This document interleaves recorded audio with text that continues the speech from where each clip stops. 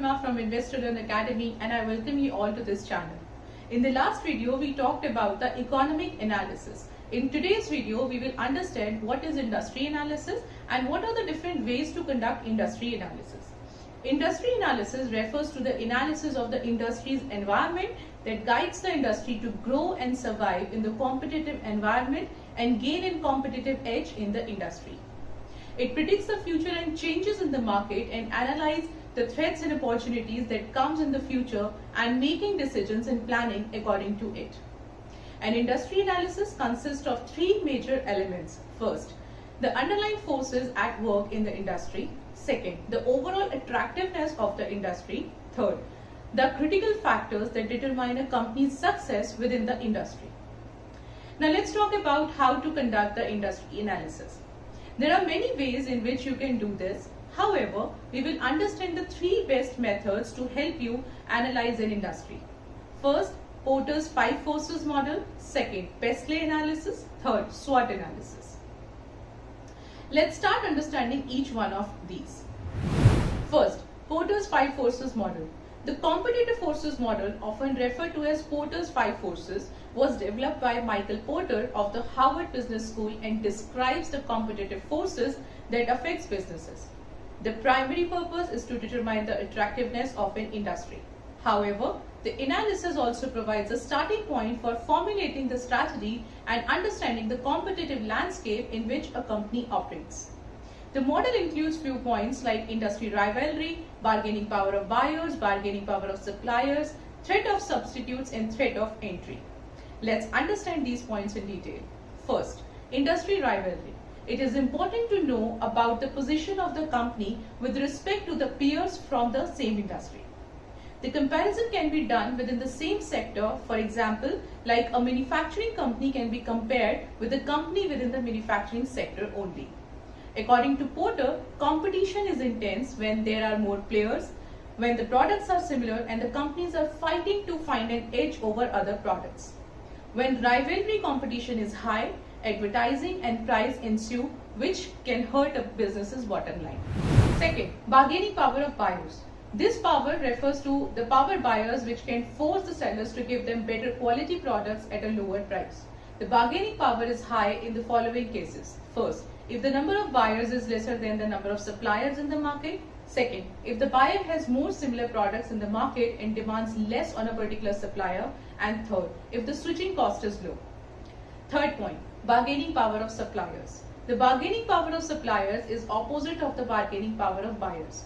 If there are limited number of suppliers, they have the power. They can negotiate and charge what they want, which potentially affects the product's price and quality. Fourth, threats of substitutes. Substitutes are the product that can be used in place of the other. This force studies how easy it is for the consumer to switch from a business's product or service to that of a competitor. For example, Domino's Pizza and Pizza Hut Pizza are substitute for each other. If the price of one rises, the demand for the other will definitely increase.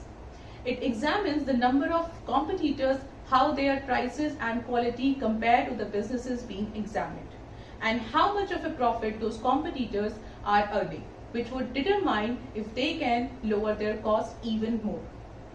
Fifth point, threats of entry. Threat of entry refers to the ease that a new company can enter in an industry.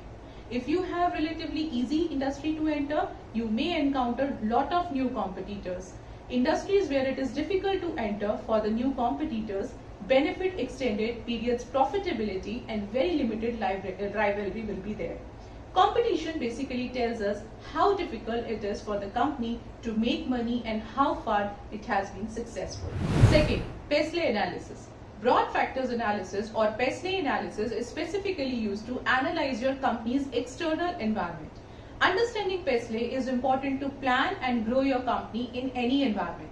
Pesley stands for political, economic, social, technological, legal and environmental factors. If a company wants to launch a new project, new product, new service, etc., then this analysis will be very helpful for the companies. In order to conduct the Pesley analysis, it is important to understand each letter of Pesley in detail. Let's understand it. First, political. When looking at the political factors, you are looking at how the government policy and actions may affect the economy as well as the specific industry within the business operates. These include the tax policy, labor laws, environmental laws, trade restrictions, tariffs, etc. For example, a government may levy a new tax policy in a financial year which can affect the revenue generation of an organization to a large extent. Second, economic. These factors are determinants of an economy's performance that directly impacts the company. For example, a rise in the inflation rate of any economy would affect the way companies price their products and services. Also, it would affect the purchasing power of the consumer, and ultimately there will be a change in the demand and supply situation in the economy.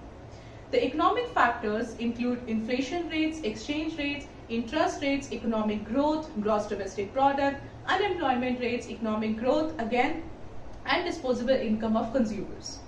Third, social factors. The social factors analyze the social environment in relation to the industries and constitute the demographic features, customs, norms, values of the population within the operating periphery of the organization.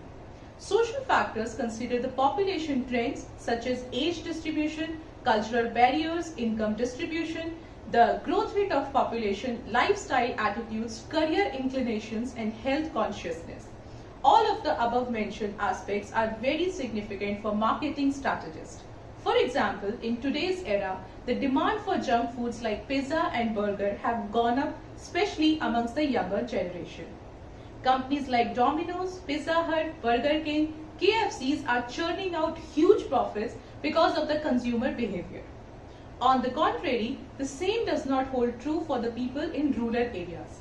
This is how the social factors affect companies' revenue structure. Fourth, technological factors. These factors pertain to innovations in the technology that may affect the operations of the industry and the market favorably or unfavorably. This refers to the automation, research and development, and the amount of technological awareness that a market possesses. Technological factors highly affect the decisions regarding the entry and exit in an industry, launching of a new product, and outsourcing the production-related activities. Fifth point, legal factors. It includes the laws such as health and safety laws, discrimination laws, safety standards, employment laws, consumer protection laws, copyright and patent laws, and antitrust laws. The set of rules and regulations varies from country to country. Analysis of legal factors figures out strategies based on the existing legislations. However, it is always advised to have an appointed lawyer to guide through the complexities. For example, Nestle had to take away the packets of Maggi from the market after the Food Safety and Standards Authority of India summoned Nestle because of the non-compliance with the laws of food safety, as the regulators found lead content beyond the permissible limit in it. Sixth, environmental factors. The practices of corporate social responsibilities, CSR, and the sustainability forms an integral part for the companies. Environmental factors include ecological facets like climate change, weather conditions, environmental offsets, which highly govern tourism, agriculture, and farming industries. Third analysis is SWOT analysis. SWOT stands for strengths, weaknesses, opportunities, and threats, and is a technique for assessing these four aspects of your business. It is used to assess the internal and external environment of a company and is a part of the company's strategic planning process. A SWOT analysis is divided into two categories: one, internal factors; second, external factors. Under internal factors, strengths and weaknesses comes. Under external factors, opportunities and threats comes. Let's understand the SWOT in detail. Under strength, the factors that give the industry an edge over the others can be looked. Under weaknesses, factors that keep businesses at a disadvantage can be looked. Under opportunities, factors present in the economy and external environment that positively impact the performance and profitability can be seen. Under threats, the factors present in the economy and external environment that negatively impact the performance and profitability could be taken. To conduct the SWOT analysis, identify the strengths, weaknesses, opportunities, and threats to your company. The following are some of the questions that a company would like to find the answers for. While looking at the strength, the following questions should be considered. What advantages does your company have?